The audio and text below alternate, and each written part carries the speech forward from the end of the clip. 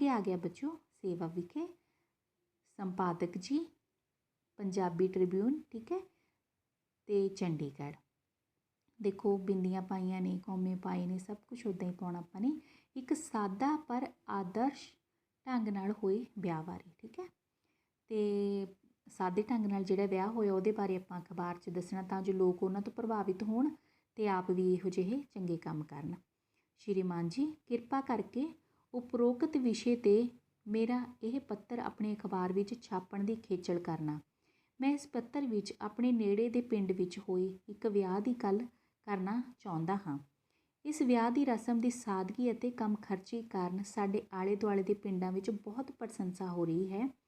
ਅੱਜ ਜਦੋਂ ਕਿ ਬਹੁਤੇ ਵਿਆਹਾਂ ਵਿੱਚ ਲੱਕ ਤੋੜਵਾਂ ਖਰਚ ਹੁੰਦਾ ਹੈ, ਸ਼ੇਖੀ ਤੇ ਦਿਖਾਵਾ ਵੀ ਬਹੁਤ ਹੁੰਦਾ ਹੈ, ਸਾਦੇ ਤੇ ਸਰਲ ਢੰਗ ਨਾਲ ਕੀਤੇ ਅਜਿਹੇ ਵਿਆਹਾਂ ਦਾ ਮਹੱਤਵ ਬਹੁਤ ਵੱਧ ਜਾਂਦਾ ਹੈ। ਇਸ ਵਿਆਹ ਵਿੱਚ ਵਿਆਹੇ ਜਾਣ ਵਾਲਾ ਜਿਹੜਾ ਲੜਕਾ ਅਤੇ ਲੜਕੀ ਦੋਵੇਂ ਪੜ੍ਹੇ ਲਿਖੇ ਸਨ। ਲੜਕਾ ਇੰਜੀਨੀਅਰ ਅਤੇ ਲੜਕੀ ਸਮਾਜ ਭਲਾਈ ਮਹਿਕਮੇ ਵਿੱਚ ਲੱਗੀ ਹੋਈ ਸੀ। ਲੜਕਾ ਅਤੇ ਲੜਕੀ ਦੇ ਮਾਤਾ ਪਿਤਾ ਵੀ ਪੜ੍ਹੇ ਲਿਖੇ ਸਨ। ਵਿਆਹ ਦੀ ਗੱਲ ਵਿਆਹ ਤੋਂ 15 ਕੁ ਦਿਨ ਪਹਿਲਾਂ, ਠੀਕ ਹੈ, ਤੈਅ ਹੋ ਗਈ ਸੀ। ਵਿਆਹ ਦਾ ਜਿਹੜਾ ਨਿਰਣਾ ਲੜਕਾ ਲੜਕੀ ਅਤੇ ਉਸਦੇ ਮਾਤਾ ਪਿਤਾ ਨੇ ਸਾਂਝੇ ਤੌਰ 'ਤੇ ਲਿਆ। ਕੋਈ ਸ਼ਰਤਾਂ ਨਹੀਂ ਰੱਖੀਆਂ ਗਈਆਂ ਅਤੇ ਨਾ ਹੀ ਸਿੱਧੇ ਜਾਂ ਲੁਕਵੇਂ ਢੰਗ ਨਾਲ ਦੇਣ ਲੈਣ ਦੀ ਕੋਈ ਗੱਲ ਕੀਤੀ। ਬਸ, ਠੀਕ ਹੈ, ਪਰਸਪਰ ਸਤਿਕਾਰ ਅਤੇ ਵਿਸ਼ਵਾਸ ਉੱਤੇ, ਠੀਕ ਹੈ, ਆਧਾਰਿਤ ਦੋਵੇਂ ਪਰਿਵਾਰਾਂ ਵੱਲੋਂ ਸਬੰਧ ਜੋੜਨ ਦਾ ਇਕਰਾਰ ਕੀਤਾ ਗਿਆ। ਬੱਚੋ ਜਿਹੜਾ ਆਪਾਂ ਦਾਜ ਲੈਂਦੇ ਹਾਂ ਅਤੇ ਦਾਜ ਦਿੰਦੇ ਹਾਂ, ਇਹ ਵੀ ਇੱਕ ਕਾਨੂੰਨੀ ਜੁਰਮ ਹੈ। ਇਹ ਆਪਾਂ ਨਹੀਂ ਕਰ ਸਕਦੇ, ਪਰ ਆਪਾਂ ਲੁਕਵੇਂ ਤੌਰ 'ਤੇ ਕਰਦੇ ਹਾਂ, ਠੀਕ ਹੈ ਨਾ, ਇੱਦਾਂ ਨਹੀਂ ਕਰਨਾ ਚਾਹੀਦਾ। ਲੜਕੇ ਅਤੇ ਲੜਕੀ ਵੱਲੋਂ ਵਿਆਹ ਦੇ ਬੰਧਨ ਨੂੰ ਸਵੀਕਾਰ ਕਰਨ ਅਤੇ ਦੋਹਾਂ ਪਰਿਵਾਰਾਂ ਦੀਆਂ ਲੰਮੀਆਂ ਸਾਂਝਾਂ ਵਿੱਚ ਜੁੜਨ ਦੀ ਖੁਸ਼ੀ ਸਾਰਿਆਂ ਨੂੰ ਸੀ। ਵਿਆਹ ਦੀਆਂ ਬਹੁਤ ਜ਼ਰੂਰੀ ਰਸਮਾਂ ਨੂੰ ਸਾਦਾ ਢੰਗ ਨਾਲ ਕਰਨ ਦਾ ਫੈਸਲਾ ਕੀਤਾ ਗਿਆ। ਵਿਆਹ ਐਤਵਾਰ ਨੂੰ ਰੱਖਿਆ ਗਿਆ ਤਾਂ ਜੋ ਅਤਿ ਨੇੜਲੇ ਸੰਬੰਧੀ ਛੁੱਟੀ ਦੇ ਦਿਨ ਵਿਆਹ ਵਿੱਚ ਆ ਸਕਣ। ਪਰ ਨਹੀਂ, ਅਕਸਰ ਤਾਂ ਵਿਆਹ ਕਢਾਏ ਜਾਂਦੇ ਨੇ ਜੀ, ਅਤੇ ਛੁੱਟੀ ਵਾਲੇ ਦਿਨ ਵੀ ਨਹੀਂ ਰੱਖੇ ਜਾਂਦੇ, ਹੈ ਨਾ, ਸ਼ਾਮਲ ਹੋ ਸਕਣ ਸਾਰੇ ਬੰਦੇ। ਅਤੇ ਬਰਾਤ ਸਵੇਰੇ 7 ਵਜੇ ਮਿੱਥੇ ਸਮੇਂ ਅਨੁਸਾਰ ਆ ਗਈ। ਗਰਮੀਆਂ ਦੀ ਰੁੱਤ ਹੋਣ ਕਾਰਨ, ਠੀਕ ਹੈ ਨਾ, ਨਾ ਇਹ ਸਵਖਤਾ ਸੀ ਨਾ ਕੁਵੇਲਾ। ਬਰਾਤ ਕਿੰਨੀ ਕੁ ਸੀ? ਬਸ 5-6 ਬੰਦੇ। ਸਣੇ ਲੜਕਾ, ਉਸਦਾ ਪਿਤਾ, ਉਸਦਾ ਭਰਾ, ਉਸਦੀ ਭੈਣ ਅਤੇ ਇੱਕ ਸ਼ਾਇਦ ਉਸ ਪਿੰਡ ਦੇ ਜਿਹੜਾ ਸਰਪੰਚ ਸੀ। ਲੜਕੇ ਦਾ ਇੱਕ ਅਧਿਆਪਕ ਵੀ ਸ਼ਾਮਲ ਸੀ। ਕੋਈ ਢੋਲ ਢਮੱਕਾ ਨਹੀਂ ਸੀ ਅਤੇ ਨਾ ਹੀ ਕੋਈ ਸ਼ੋਰ ਸ਼ਰਾਬਾ ਸੀ। ਲੜਕੀ ਵਾਲਿਆਂ ਨੇ ਬਰਾਤ ਨੂੰ ਜਿਹੜੀ ਇੱਕ ਗੁਆਂਢੀ ਦੇ ਘਰ ਵਿੱਚ ਇੱਕ ਬੈਠਕ ਵਿੱਚ ਉਤਾਰ ਲਿਆ, ਜਿਹੜੀ ਬਰਾਤ ਸੀਗੀ, ਠੀਕ ਹੈ ਨਾ। ਰਸਮਾਂ ਦੇ ਪੱਖੋਂ ਪਹਿਲਾਂ ਦੋਹਾਂ ਪਰਿਵਾਰਾਂ ਦੀ ਆਪਸ ਵਿੱਚ ਮਿਲਣੀ ਹੋਈ। ਇਹ ਇੱਕ ਤਰ੍ਹਾਂ ਨਾਲ ਬਰਾਤੀਆਂ ਨੂੰ ਜੀ ਆਇਆਂ ਕਹਿਣ ਅਤੇ ਆਪਸੀ ਜਾਣ ਪਛਾਣ ਕਰਾਉਣ ਦੀ ਹੀ ਸੀ ਹੁੰਦਾ। ਹੋਰ ਕੀ ਹੁੰਦਾ ਬੱਚੋ ਇਹਦੇ ਵਿੱਚ, ਹੈ ਨਾ। ਚਾਹ ਪਾਣੀ ਪੀਣ ਪਿਆਉਣ ਉਪਰੰਤ ਵਿਆਹ ਦੀ ਰਸਮ ਹੋਈ। ਘੰਟਾ ਕੁ ਬਰਾਤ ਹੋਰ ਰੁਕੀ, ਠੀਕ ਹੈ। ਬਰਾਤੀ ਵਿਆਹ ਵਾਲੇ ਘਰ ਵਿੱਚ ਚਿਰ ਪਛਾਤੇ ਸੰਬੰਧੀਆਂ ਵਾਂਗ ਵਿਚਰ ਰਹੇ ਸਨ, ਵੀ ਬਹੁਤ ਦੇਰ ਤੋਂ ਜਾਣਦੇ ਹੋਣ, ਇੱਦਾਂ ਉਹ ਸਾਰੇ ਵਰਤਾਵ ਕਰ ਰਹੇ ਸਨ, ਠੀਕ ਹੈ। ਵਿਛੋੜੇ, ਵਿਰਾਗ ਅਤੇ ਕਰੁਣਾ ਭਰਪੂਰ ਦ੍ਰਿਸ਼ ਜੋ ਆਮ ਵਿਆਹਾਂ ਵਿੱਚ ਦੇਖਣ ਨੂੰ ਮਿਲਦੇ ਹਨ, ਇੱਥੇ ਨਹੀਂ ਸਨ। ਵਿਆਹ ਕਾਰਨ ਪਈਆਂ ਨਵੀਆਂ ਸਾਂਝਾਂ ਅਤੇ ਚੰਗੇ ਸੰਬੰਧੀ ਮਿਲਣ ਦੀਆਂ ਖੁਸ਼ੀਆਂ ਸਨ। ਦਾਜ ਦਹੇਜ ਦੇ ਝੰਜਟ ਤੋਂ ਮੁਕਤ ਇਹ ਵਿਆਹ ਨਾ ਕਿਸੇ ਲਈ ਭਾਰ ਬਣਿਆ ਅਤੇ ਨਾ ਹੀ ਅੱਕਣ ਥੱਕਣ ਦਾ ਕਾਰਨ ਬਣਿਆ। ਬਰਾਤੀ ਵੀ ਥੋੜ੍ਹੇ ਸਨ ਅਤੇ ਮੇਲੇ ਵੀ, ਇਸ ਲਈ ਭੀੜ ਭੜੱਕੇ ਦੀ ਥਾਂ ਮਾਹੌਲ ਸਹਿਜ ਅਤੇ ਸੁਖਾਵਾਂ ਸੀ। ਰੋਟੀ ਵੀ ਬਰਾਤੀਆਂ ਨੇ ਆਪਣੇ ਘਰ ਜਾ ਕੇ ਖਾਣੀ ਸੀ। ਦੁਪਹਿਰ ਹੋਣ ਤੱਕ ਬਰਾਤ ਵੀ ਵਿਦਾ ਹੋ ਗਈ। ਲੋਕ ਹੈਰਾਨ ਸਨ ਕਿ ਇਹੋ ਜਿਹਾ ਕਿਹੜਾ ਵਿਆਹ ਹੋ ਸਕਦਾ ਇੰਨਾ ਸਾਦਾ, ਠੀਕ ਹੈ ਨਾ। ਕੋਈ ਗੀਤ ਨਹੀਂ, ਭੰਗੜੇ ਨਹੀਂ, ਕੋਈ ਡੀਜੇ ਨਹੀਂ ਲਗਾਇਆ ਗਿਆ। ਕਈ ਸਿਆਣੇ ਬੰਦੇ ਕਹਿ ਤੇ ਸੁਣ ਰਹੇ ਸਨ ਬਈ ਅਸਲ ਵਿਆਹ ਤਾਂ ਇਹ ਹੈ। ਵਿਆਹਾਂ ਦੇ ਮੌਕੇ ਹੁੰਦਿਆਂ ਵੀ ਮਤਲਬ ਕੋਈ ਸ਼ੋਰ ਸ਼ਰਾਬਾ ਨਹੀਂ, ਠੀਕ ਹੈ, ਕੋਈ ਕੁਰੀਤੀਆਂ ਇਸ ਵਿਆਹ ਦੇ ਵਿੱਚ ਨਹੀਂ ਸਨ। ਵਿਆਹ ਦੀ ਲੋੜੀਂਦੀ ਰਸਮ ਬਿਨਾਂ ਕਿਸੇ ਵਾਧੂ ਖਰਚੇ ਤੋਂ ਸੰਪੂਰਨ ਹੋ ਗਈ। ਦੋਵੇਂ ਧਿਰਾਂ ਬੇਲੋੜੇ ਖਰਚ ਤੋਂ ਬਚ ਗਈਆਂ। ਉਹ ਵਿਆਹ ਕਾਰਨ ਆਰਥਿਕ ਤੌਰ 'ਤੇ ਟੁੱਟੀਆਂ ਨਹੀਂ ਸਨ, ਸਗੋਂ ਸਮਾਜਿਕ ਅਤੇ ਭਾਈਚਾਰਕ ਤੌਰ 'ਤੇ ਜੁੜੀਆਂ ਸਨ। ਮੈਨੂੰ ਲੜਕੀ ਵਾਲਿਆਂ ਦੇ ਇੱਕ ਸੰਬੰਧੀ ਨੇ ਦੱਸਿਆ ਕਿ ਸਾਦਾ ਵਿਆਹ ਕਰਵਾਉਣ ਵਿੱਚ ਲੜਕੇ ਦੀ ਵੱਡੀ ਭੂਮਿਕਾ ਸੀ। ਉਸਦੇ ਮਾਪਿਆਂ ਨੇ ਉਸਦਾ ਪੂਰਾ ਸਮਰਥਨ ਕੀਤਾ। ਲੜਕਾ ਕਹਿੰਦਾ ਸੀ ਕਿ ਉਸਨੂੰ ਇਸ ਰਾਹ 'ਤੇ ਚੱਲਣ ਦੀ ਸੂਝ ਉਸਦੇ ਇੱਕ ਅਧਿਆਪਕ ਨੇ ਦਿੱਤੀ ਸੀ। ਕੁਝ ਵੀ ਹੋਵੇ, ਇਸ ਵਿਆਹ ਦੇ ਚੰਗੇ ਢੰਗ ਨਾਲ ਕੀਤੇ ਜਾਣ ਵਿੱਚ ਸਭ ਦਾ ਯੋਗਦਾਨ ਸੀ। ਨਹੀਂ ਤਾਂ ਜੇਕਰ ਕੋਈ ਇੱਕ ਧਿਰ ਵੀ ਬਖੇੜਾ ਪਾ ਦਿੰਦੀ ਤਾਂ ਖਾਮਖਾਹ ਤਣਾਅ ਪੈਦਾ ਹੋ ਜਾਣਾ ਸੀ। ਫਿਰ ਵੱਡੀ ਗੱਲ ਇਹ ਸੀ ਕਿ ਵਿਆਹ ਵਿੱਚ ਲੜਕੇ ਵਾਲੇ ਆਪਣੇ ਆਪ ਨੂੰ ਉੱਚੇ ਅਤੇ ਲੜਕੀ ਵਾਲਿਆਂ ਨੂੰ ਨੀਵਾਂ ਦੱਸਿਆ ਜਾਂਦਾ ਹੈ ਨਾ। ਅਤੇ ਪਰ ਕੋਈ ਵੀ ਇੱਥੇ ਇੱਦਾਂ ਦਾ ਕੰਮ ਨਹੀਂ ਸੀ ਕਰ ਰਿਹਾ, ਸਗੋਂ ਇਸ ਵਿਆਹ ਨਾਲ ਦੋਵੇਂ ਧਿਰਾਂ ਪਰਸਪਰ ਮਾਣ ਸਤਿਕਾਰ ਸਦਕਾ ਉੱਚੀਆਂ ਮਹਿਸੂਸ ਕਰ ਰਹੀਆਂ ਸਨ ਇੱਕ ਦੂਜੇ ਨੂੰ। ਹਾਲਾਂਕਿ ਲੜਕੀ ਵਾਲਿਆਂ ਨੂੰ ਨੀਵਾਂ ਦਿਖਾਇਆ ਜਾਂਦਾ ਬੱਚੋ। ਲੜਕੀ ਵਾਲੇ ਤਾਂ ਦੇਖੋ ਆਪਣੀ ਪਲੀ ਹੋਈ ਜਿਹੜੀ ਲੜਕੀ ਹੁੰਦੀ ਹੈ ਸਾਰੀ ਜ਼ਿੰਦਗੀ ਵਾਸਤੇ ਉਹਨਾਂ ਨੂੰ ਮਤਲਬ ਲੜਕੇ ਵਾਲਿਆਂ ਨੂੰ ਸੌਂਪ ਦਿੰਦੇ ਨੇ, ਹੈ ਨਾ। ਤਾਂ ਫਿਰ ਸੰਪਾਦਕ ਜੀ ਅੰਤ ਦੇ ਵਿੱਚ ਲਿਖਿਆ ਜਾਂਦਾ ਹੈ, ਜੇ ਉਪਰੋਕਤ ਦੱਸੇ ਵਿਆਹ ਵਾਂਗ ਸਾਦੇ ਅਤੇ ਘੱਟ ਖਰਚੀਲੇ ਵਿਆਹਾਂ ਦੀ ਪਿਰਤ ਪੈ ਜਾਵੇ ਤਾਂ ਸਾਡੇ ਲੋਕਾਂ ਦੀ ਜਿਹੜੀ ਜ਼ਿੰਦਗੀ ਹੈ ਕਾਫੀ ਸੁਖਾਲੀ ਹੋ ਜਾਵੇਗੀ। ਵਿਸ਼ੇਸ਼ ਕਰਕੇ ਧੀਆਂ ਵਾਲਿਆਂ ਨੂੰ ਧੀਆਂ ਭਾਰ ਨਹੀਂ ਲੱਗਣਗੀਆਂ। ਧੰਨਵਾਦ ਸਾਹਿਤ। ਆਪ ਦਾ ਵਿਸ਼ਵਾਸ ਪਾਤਰ ਮਨਪ੍ਰੀਤ ਸਿੰਘ, 11ਵੀਂ ਸ਼੍ਰੇਣੀ। ਤੁਹਾਡੇ ਵਰਗਾ ਬੱਚਾ ਦੇਖੋ ਕਿੰਨਾ ਸੋਹਣਾ ਲਿਖ ਰਿਹਾ। ਪੰਜਾਬ ਸਕੂਲ ਸਿੱਖਿਆ ਬੋਰਡ, ਠੀਕ ਹੈ, ਆਦਰਸ਼ ਸੀਨੀਅਰ ਸੈਕੰਡਰੀ ਸਕੂਲ ਅਤੇ ਆਨੰਦਗੜ੍ਹ ਜ਼ਿਲ੍ਹਾ ਬਠਿੰਡਾ, ਠੀਕ ਹੈ ਬੱਚੋ। ਤੋਂ ਤੁਸੀਂ ਮਤਲਬ ਇੱਦਾਂ ਵੀ ਐਡਰੈਸ ਲਿਖ ਸਕਦੇ ਹੋ ਅਤੇ ਉੱਦਾਂ ਉੱਪਰ ਦਿੱਤਾ ਹੋਇਆ ਜਿੱਦਾਂ ਬੱਚੋ ਉੱਦਾਂ ਵੀ ਲਿਖ ਸਕਦੇ ਹੋ, ਠੀਕ ਹੈ। ਅਤੇ ਮਿਤੀ ਦੇਖੋ ਆਪਾਂ ਉੱਦਾਂ ਹੀ ਪਾਉਣੀ ਆ ਆਪਾਂ 18 ਅਗਸਤ, ਜਿਵੇਂ ਉਸ ਤੋਂ ਬਾਅਦ ਕੌਮਾ ਪਾਇਆ ਹੋਇਆ ਨੇ 2018।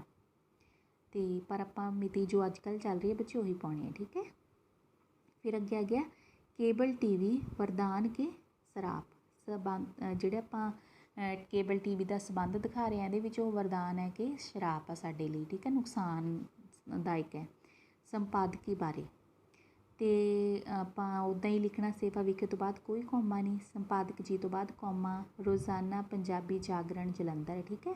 ਸ਼੍ਰੀਮਾਨ ਜੀ, ਤੁਹਾਡੇ ਸਪਤਾਹਿਕ ਅਖਬਾਰ ਵਿੱਚ ਉਪਰੋਕਤ ਵਿਸ਼ੇ 'ਤੇ ਲਿਖਿਆ ਸੰਪਾਦਕੀ ਮੈਂ ਬਹੁਤ ਦਿਲਚਸਪੀ ਨਾਲ ਪੜ੍ਹਿਆ। ਤੁਸੀਂ ਬੜੇ ਨਾਜ਼ੁਕ ਵਿਸ਼ੇ ਨੂੰ ਸੁਚੱਜੇ ਢੰਗ ਨਾਲ ਪੇਸ਼ ਕੀਤਾ ਹੈ। ਤੁਹਾਡਾ ਇਹ ਕਹਿਣਾ ਬਹੁਤ ਉਚਿਤ ਹੈ ਕਿ ਕੇਬਲ TV, ਠੀਕ ਹੈ, ਵਿਗਿਆਨ ਦਾ ਇੱਕ ਵਰਦਾਨ ਹੈ, ਇੱਕ ਪ੍ਰਾਪਤੀ ਹੈ। ਕੇਬਲ TV ਰਾਹੀਂ ਅਸੀਂ ਵਿਸ਼ਵ ਨਾਗਰਿਕ ਬਣ ਕੇ ਮਤਲਬ ਵਿਸ਼ਵ ਨਾਗਰਿਕ ਪੂਰੇ ਦੁਨੀਆ ਦੇ ਨਾਗਰਿਕ ਬਣਦੇ ਆ, ਮਤਲਬ ਜਾਣ ਪਛਾਣ ਹੁੰਦੀ ਆ ਆਪਣੀ ਦੂਸਰੇ ਲੋਕਾਂ ਨਾਲ, ਠੀਕ ਹੈ, ਜਾਣਦੇ ਆ ਉਹਨਾਂ ਨੂੰ, ਠੀਕ ਹੈ। ਤਾਂ ਬਹੁਤ ਕੁਝ ਗ੍ਰਹਿਣ ਕਰਦੇ ਹਾਂ ਅਤੇ ਆਪਣੀ ਸੋਚ ਦੇ ਘੇਰੇ ਨੂੰ ਵਿਸ਼ਾਲ ਕਰਦੇ ਹਾਂ। ਬਹੁਤ ਸੋਚ ਆਪਣੀ ਵਿਕਸਿਤ ਹੁੰਦੀ ਹੈ। ਇੱਥੇ ਇਹ ਗੱਲ ਸਪਸ਼ਟ ਕਰ ਦੇਣਾ ਬਹੁਤ ਜ਼ਰੂਰੀ ਹੈ ਕਿ ਕੇਬਲ TV ਤਾਂ ਡਿਸ਼ ਐਂਟੀਨੇ ਰਾਹੀਂ ਪ੍ਰਸਾਰਿਤ ਪ੍ਰੋਗਰਾਮ ਸਥਾਨਿਕ ਪੱਧਰ 'ਤੇ, ਠੀਕ ਹੈ, ਤਜਾਰਤੀ ਆਧਾਰ 'ਤੇ ਮੁਹੱਈਆ ਕਰਵਾਉਂਦਾ ਹੈ, ਠੀਕ ਹੈ। ਅਜਿਹਾ ਕਰਦੇ ਹੋਏ ਕੇਬਲ TV ਸੰਚਾਲਕ ਆਪਣੇ ਸਥਾਨਿਕ ਚੈਨਲ ਰਾਹੀਂ ਆਪਣੀ ਮਰਜ਼ੀ ਨਾਲ ਵੀ ਬਹੁਤ ਕੁਝ ਮਤਲਬ ਦਿਖਾਉਂਦਾ ਹੈ ਉਹ, ਹੈ ਨਾ, ਦਿਖਾਏ ਵੀ ਜਾਂਦੇ ਨੇ ਬੱਚੋ। ਮੇਰਾ ਖਿਆਲ ਹੈ ਕਿ ਤੁਸੀਂ ਆਪਣੀ ਜਿਹੜੇ ਸੰਪਾਦਕੀ ਵਿੱਚ ਕੇਬਲ TV ਭਾਵ ਅੰਤਰਰਾਸ਼ਟਰੀ ਪੱਧਰ ਦੇ TV ਪ੍ਰੋਗਰਾਮ ਬਾਰੇ ਵੀ ਵਿਚਾਰ ਪ੍ਰਗਟ ਕੀਤੇ ਹਨ। ਤੁਸੀਂ ਇਹ ਵੀ ਲਿਖਿਆ ਹੈ ਕਿ ਅਸੀਂ ਹਰ ਨਵੀਂ ਲੱਭਤ ਨੂੰ ਅਨੇਕਾਂ ਸੰਸਿਆਂ ਨਾਲ ਅਪਣਾਉਂਦੇ ਹਾਂ, ਫਿਰ ਹੌਲੀ ਹੌਲੀ ਇਹ ਚੀਜ਼ਾਂ ਸਾਡੀ ਜ਼ਿੰਦਗੀ ਦਾ ਅੰਗ ਬਣ ਜਾਂਦੀਆਂ ਹਨ। ਰੇਡੀਓ ਟੈਲੀਵਿਜ਼ਨ ਦੀ ਜਿਹੜੀ ਆਮਦ ਹੈ ਇਹ ਬਣੀ ਨੇ, ਠੀਕ ਹੈ ਨਾ, ਉੱਤੇ ਵੀ ਕਈ ਲੋਕ ਭੈਭੀਤ ਹੋਏ ਸਨ ਵੀ ਮਤਲਬ ਇਹ ਆਹ ਕੀ ਹੈ, ਉਹਨਾਂ ਨੂੰ ਲੱਗਿਆ ਸੀ। ਅਤੇ ਪਰ ਉਸ ਤੋਂ ਬਾਅਦ ਕੀ ਹੋਇਆ ਕਿ ਇਹਨਾਂ ਕਰਕੇ ਸਾਡੀ ਜਿਹੜੀ ਜ਼ਿੰਦਗੀ ਹੈ ਉਹਦੇ ਵਿੱਚ ਵਿਗਾੜ ਪੈਦਾ ਹੋ ਜਾਣਗੇ ਬੱਚੇ। ਜਦੋਂ ਸ਼ੁਰੂ 'ਚ ਆਏ ਸੀ ਉੱਦਾਂ ਸੋਚਿਆ ਸੀ ਲੋਕਾਂ ਨੇ। ਸੰਪਾਦਕ ਜੀ, ਇਸ ਸੰਬੰਧ ਵਿੱਚ ਮੈਂ ਆਪਣੇ ਵਿਚਾਰ ਤੁਹਾਡੇ ਪਾਠਕਾਂ ਨਾਲ ਸਾਂਝੇ ਕਰਨਾ ਚਾਹੁੰਦਾ ਹਾਂ। ਇਹ ਉਹ ਹੈ ਬੱਚੋ ਵੀ ਮਤਲਬ ਇੱਕ ਵਿਸ਼ਾ ਦੇ ਦਿੱਤਾ ਜਾਂਦਾ ਤਾਂ ਅਲੱਗ-ਅਲੱਗ ਜਿਹੜੇ ਲੋਕ ਨੇ, ਚਾਹੇ ਉਹ ਤੁਸੀਂ ਹੋ, ਆਪਣੇ ਵਿਚਾਰ ਪੇਸ਼ ਕਰਦੇ ਨੇ, ਠੀਕ ਹੈ ਨਾ, ਅਖਬਾਰ ਦੇ ਮਾਧਿਅਮ ਰਾਹੀਂ। ਅੱਜ ਦੇ ਯੁੱਗ ਦੀ ਇੱਕ ਵਿਸ਼ੇਸ਼ਤਾ ਹੈ ਕਿ ਜਿਹੜੀ ਗੱਲ ਕੱਲ੍ਹ ਤੱਕ ਅਸੰਭਵ ਜਾਪਦੀ ਸੀ ਉਹ ਹੁਣ ਸੰਭਵ ਜਾਪਣ ਲੱਗ ਪਈ ਹੈ। ਹਰ ਸਹੂਲਤ ਸਾਡੀਆਂ ਬਰੂਹਾਂ ਤੱਕ ਪਹੁੰਚ ਚੁੱਕੀ ਹੈ। ਮਨੋਰੰਜਨ ਦੀਆਂ ਸੁਵਿਧਾਵਾਂ ਜੋ ਕਦੇ ਰਾਜੇ ਮਹਾਰਾਜਿਆਂ ਨੂੰ ਵੀ ਪ੍ਰਾਪਤ ਨਹੀਂ ਸਨ, ਉਹ ਸਾਨੂੰ ਮਿਲ ਸਕਦੀਆਂ ਹਨ।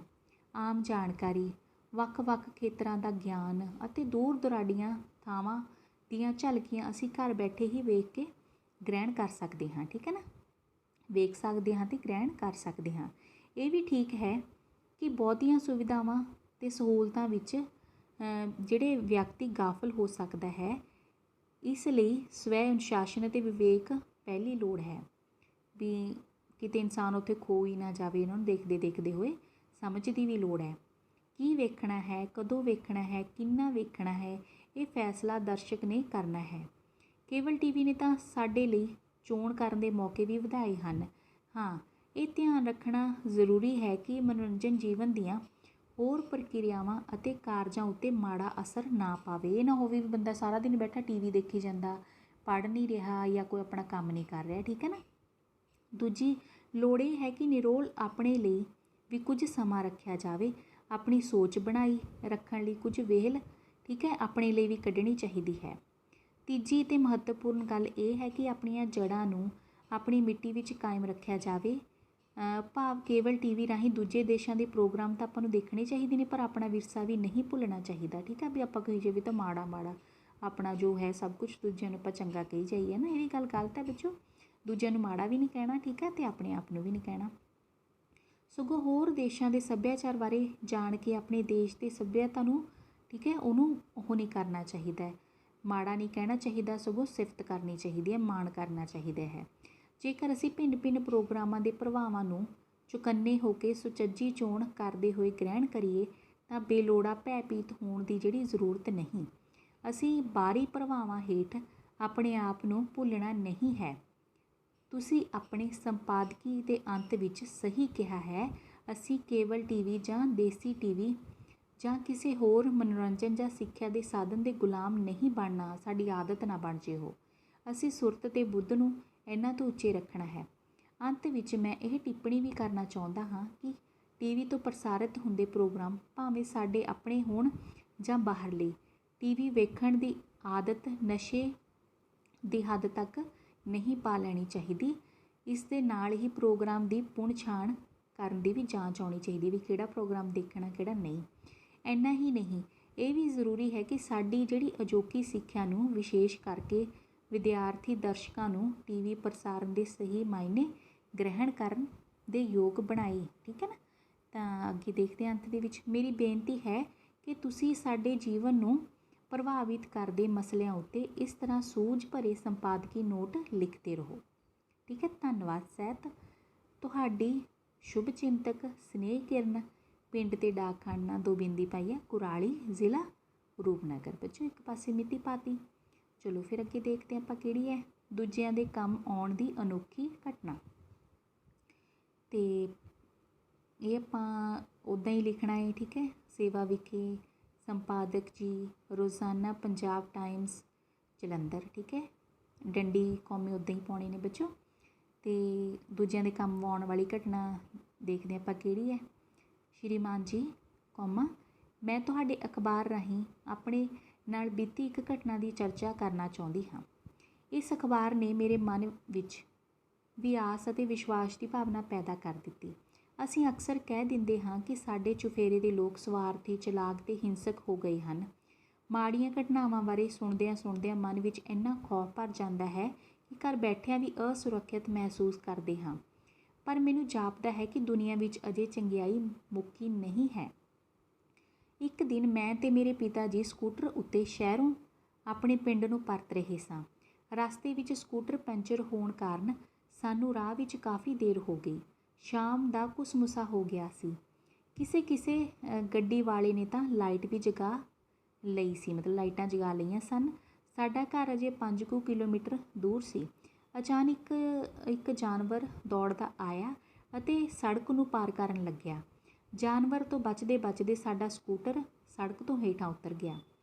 ਅੱਗੇ ਸੜਕ ਨੂੰ ਚੌੜੀ ਕਰਨ ਲਈ ਪਟੜੀ ਪੁੱਟੀ ਹੋਈ ਸੀ, ਠੀਕ ਹੈ। ਇਸ ਵਿੱਚ ਕਿਤੇ ਰੇਤ ਅਤੇ ਪੱਥਰ ਸੁੱਟੇ ਹੋਏ ਸਨ।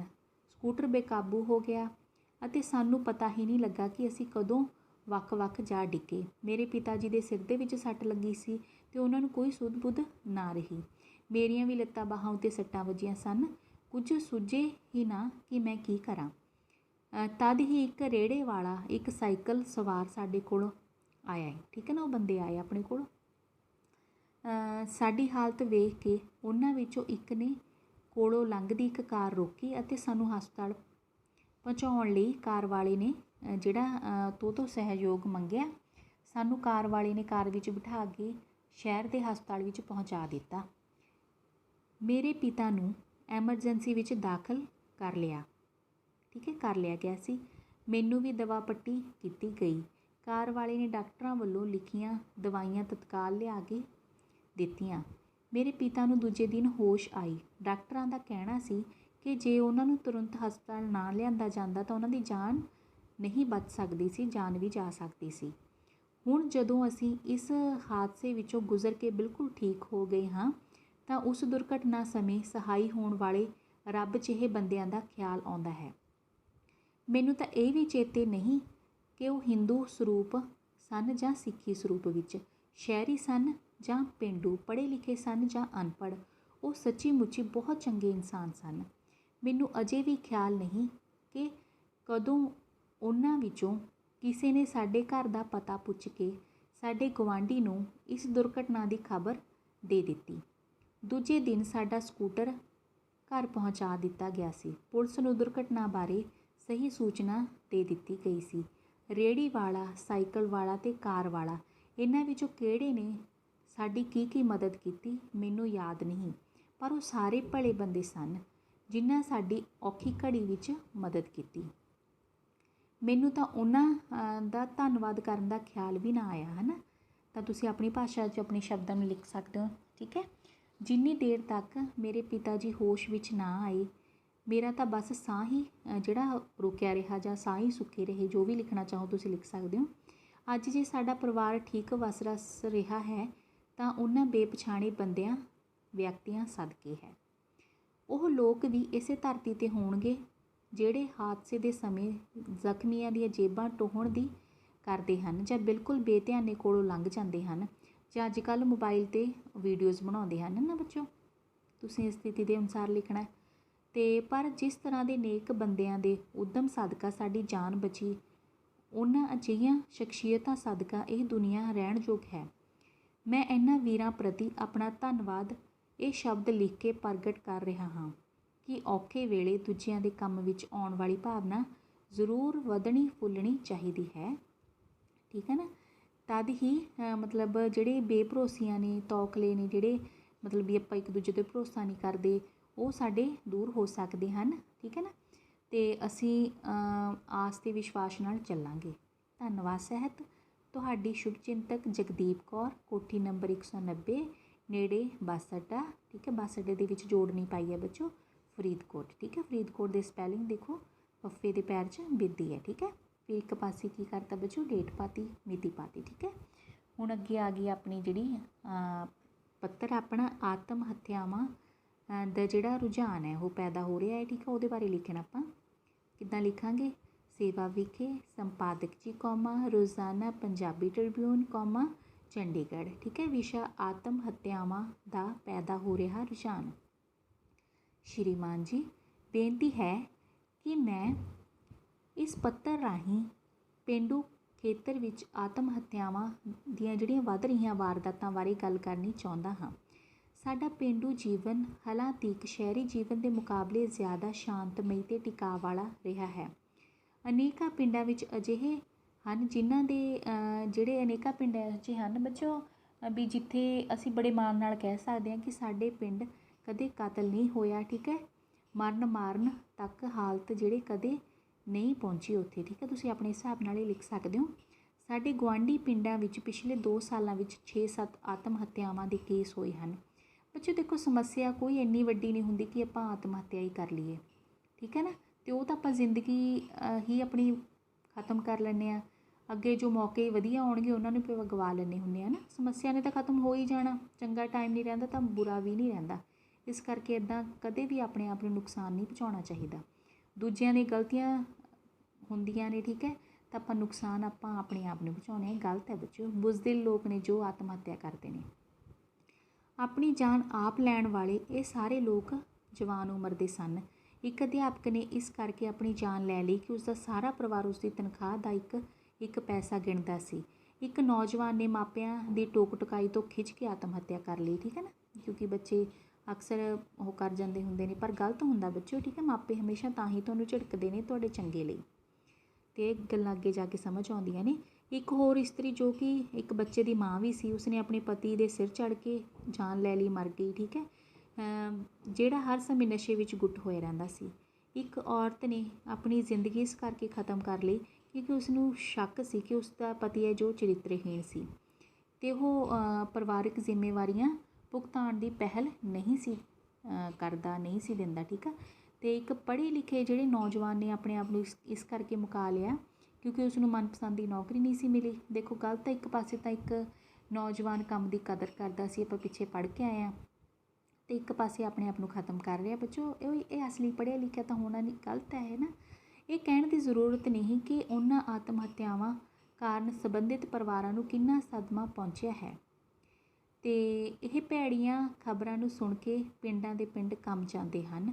ਮਰਨ ਵਾਲਿਆਂ ਦੇ ਸਿਰ 'ਤੇ ਜ਼ਿੰਮੇਵਾਰੀ ਜਿਹੜੀਆਂ ਹੁੰਦੀਆਂ ਨੇ ਉਹ ਬੱਚੇ, ਬੁੱਢੇ, ਮਾਂ ਬਾਪ ਆਦਿ ਦੀ ਸੰਭਾਲ ਇੱਕ ਵੱਖਰੀ ਸਮੱਸਿਆ ਬਣ ਜਾਂਦੀ ਹੈ। ਇਹ ਆਤਮ ਹੱਤਿਆਵਾਂ ਕੇਵਲ ਮੇਰੇ ਗੁਆਂਢੀ ਪਿੰਡਾਂ ਵਿੱਚ ਹੀ ਨਹੀਂ ਵਾਪਰੀਆਂ। ਅਖਬਾਰਾਂ ਵਿੱਚ ਛਪਦੀਆਂ ਰਹਿੰਦੀਆਂ ਖਬਰਾਂ ਤੋਂ ਪਤਾ ਲੱਗਦਾ ਹੈ ਕਿ ਅਜਿਹੇ ਕੇਸ ਹੋਰ ਪਿੰਡਾਂ ਵਿੱਚ ਵੀ ਹੁੰਦੇ ਹਨ। ਕੋਈ ਵਿਅਕਤੀ ਜਿਹੜਾ ਹੁੰਦਾ ਹੈ ਆਤਮ ਹੱਤਿਆ ਕਿਉਂ ਕਰਦਾ ਹੈ? ਇਹ ਸਵਾਲ ਦਾ ਉੱਤਰ ਮਨੋਵਿਗਿਆਨੀ ਅਤੇ ਸਮਾਜ ਵਿਗਿਆਨੀਆਂ ਨੇ ਵਾਰ-ਵਾਰ ਲੱਭਣ ਦੀ ਕੋਸ਼ਿਸ਼ ਕੀਤੀ ਹੈ। ਮੇਰੀ ਚਿੰਤਾ ਇਹ ਹੈ ਕਿ ਇਹ ਵਾਰਦਾਤਾਂ ਸ਼ਾਂਤ ਅਤੇ ਚੰਗੇ ਭਲੇ ਵਾਸਤੇ ਪਿੰਡਾਂ ਵਿੱਚ ਵੀ ਹੋਣ ਲੱਗ ਪਈਆਂ ਹਨ। ਸਾਨੂੰ ਪੇਂਡੂ ਜ਼ਿੰਦਗੀ ਵਿੱਚ ਦਾਖਲ ਹੋ ਰਹੇ ਤਕਲੀਫ ਦੇ ਤੱਤਾਂ ਦੀ ਪਛਾਣ ਕਰਨੀ ਹੋਵੇਗੀ। ਪਿਛਲੇ ਕੁਝ ਦਹਾਕਿਆਂ ਵਿੱਚ ਖੇਤੀ ਦਾ ਮਸ਼ੀਨੀਕਰਨ ਹੋਇਆ ਹੈ।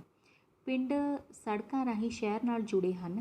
ਸ਼ਹਿਰ ਦੀ ਮੰਡੀ ਹਰ ਪਿੰਡ ਤੱਕ ਪਹੁੰਚ ਗਈ ਹੈ। ਵਿੱਦਿਆ ਦਾ ਪਸਾਰ ਹੋਇਆ ਹੈ। ਰਵਾਇਤੀ ਕੰਮਾਂ, ਕਿੱਤਿਆਂ, ਜਿਊਣ ਦੇ ਜਿਹੜੇ ਢੰਗ ਨੇ, ਮਨੋਰੰਜਨ ਦੇ ਸਾਧਨਾਂ ਅਤੇ ਜੀਵਨ ਦੇ ਹੋਰ ਪੱਖਾਂ ਵਿੱਚ ਤਬਦੀਲੀ ਤੇਜ਼ੀ ਨਾਲ ਆਉਣ ਲੱਗੀ ਹੈ। ਨਤੀਜੇ ਵਜੋਂ ਪੇਂਡੂ ਜੀਵਨ ਵਿੱਚੋਂ ਪਹਿਲਾਂ ਵਾਲਾ ਸਹਿਜ ਘਟ ਰਿਹਾ ਹੈ ਅਤੇ ਤਣਾਅ ਵੱਧ ਰਿਹਾ ਹੈ। ਇਸ ਦਾ ਅਸਰ ਪਰਿਵਾਰਕ ਰਿਸ਼ਤਿਆਂ ਉੱਤੇ ਵੀ ਪੈ ਰਿਹਾ ਹੈ। ਸਬਰ, ਸਹਿਣਸ਼ੀਲਤਾ, ਸੋਝੀ, ਸਹਿਜ, ਸਿਆਣਪ ਜਿਹੇ ਗੁਣ ਜਿਹੜੇ ਨੇ ਉਹ ਘਟਦੇ ਜਾ ਰਹੇ ਹਨ। ਇਹਨਾਂ ਦੀ ਥਾਂ ਬੇਸਬਰੀ, ਕਾਹਲ, ਬੇਸਮਝੀ, ਹਉਮੈ ਜਿਹੇ ਔਗੁਣਾਂ ਦਾ ਵਧਣਾ ਵੀ ਇੱਕ ਕਾਰਨ ਹੈ। ਇਸ ਤੋਂ ਵੀ ਅੱਗੇ ਆਪਣੀਆਂ ਸਮੱਸਿਆਵਾਂ ਦੇ ਸਹੀ ਰੂਪ ਨੂੰ ਜਿਹੜਾ ਪਛਾਣ ਨਾ ਸਕਣਾ ਅਤੇ ਇੱਕਦਮ ਗਲਤ ਨਤੀਜਿਆਂ 'ਤੇ ਪਹੁੰਚਣਾ ਵੀ ਅਜੋਕੇ ਸਮੇਂ ਦਾ ਖਾਸਾ ਬਣ ਗਿਆ ਹੈ। ਠੀਕ ਹੈ, ਖਾਸਾ ਬਣ ਗਿਆ। ਇਹ ਵੀ ਅੱਜ ਕੱਲ੍ਹ ਦੇ ਸਮੇਂ ਦਾ ਇੱਕ ਦੁਖਾਂਤ ਬਣ ਗਿਆ ਹੈ। ਭਾਈਚਾਰੇ ਅਤੇ ਸਾਂਝੇ ਪਰਿਵਾਰਾਂ ਦੀ ਜਕੜ ਢਿੱਲੀ ਹੋ ਰਹੀ ਹੈ।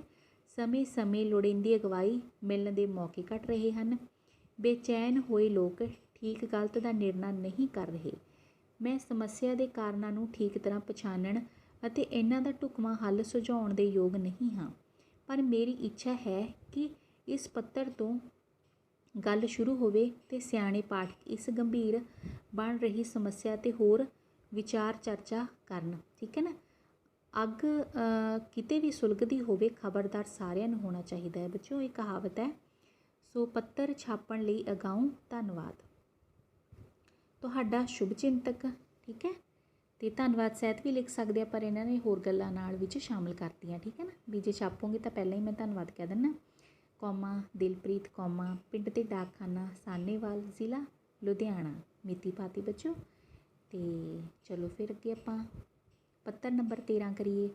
TV ਉੱਤੇ ਨੰਗੇਜ਼ਵਾਦ ਨੂੰ ਠੱਲ ਪਾਉਣ ਸੰਬੰਧੀ ਆਪਾਂ ਉੱਦਾਂ ਹੀ ਲਿਖਾਂਗੇ। ਸੇਵਾ ਵਿਖੇ ਸੰਪਾਦਕ ਸਾਹਿਬ, ਰੋਜ਼ਾਨਾ ਅਜੀਤ ਜਲੰਧਰ, ਸ਼੍ਰੀਮਾਨ ਜੀ। ਠੀਕ ਹੈ, ਕੌਮੇ ਜ਼ਰੂਰ ਪਾਉਣੇ ਨੇ ਬੱਚੋ। ਅਤੇ ਮੈਂ ਆਪ ਜੀ ਨੂੰ ਅੱਜ ਕੱਲ੍ਹ ਦੇ TV ਦੇ ਜਿਹੜੇ ਯੁੱਗ ਦੇ ਵਿੱਚ TV ਉੱਤੇ ਚੱਲ ਰਹੇ ਨੰਗੇਜ਼ਵਾਦ ਨੂੰ ਠੱਲ ਪਾਉਣ, ਰੋਕਣ, ਠੱਲ ਕੀ ਹੁੰਦਾ? ਰੋਕਣ। ਠੀਕ ਹੈ, ਲਈ ਕੁਝ ਸੁਝਾਅ ਭੇਜ ਰਿਹਾ ਹਾਂ।